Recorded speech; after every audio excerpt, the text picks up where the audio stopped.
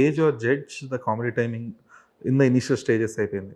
అంటే మీరు బాగా నవ్వి అరే ఇది బాగుంది అనుకున్న జోకు థియేటర్లో ఒక్కోసారి ప్యాలెట్లేదు. లేదు మీరు అసలు ఇది చాలా బాగా వర్కౌట్ అవుతుంది అనుకున్న ఒకటి ఆడియన్స్ రిసెప్షన్ ఒకటి సరిగ్గా ఉండట్లేదు.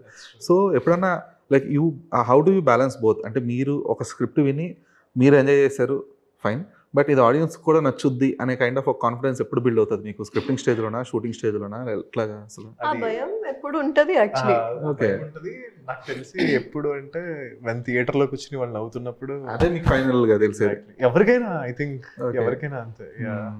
ఒక Because, ఒక జెనరిక్ నాలెడ్జ్ అయితే ఉంటుంది that this might be universally funny అని, బట్ మా తెలుగు వాళ్ళ గురించి యూ కాంట్ టెల్. అంటే ఇప్పుడు అసలు ఏ ఫిలిం హిట్ అవుతుందో అవ్వట్లేదో యూ నెవర్ నో. అసలు జడ్జ్ చేయలేకపోతున్నాం అప్పుడు.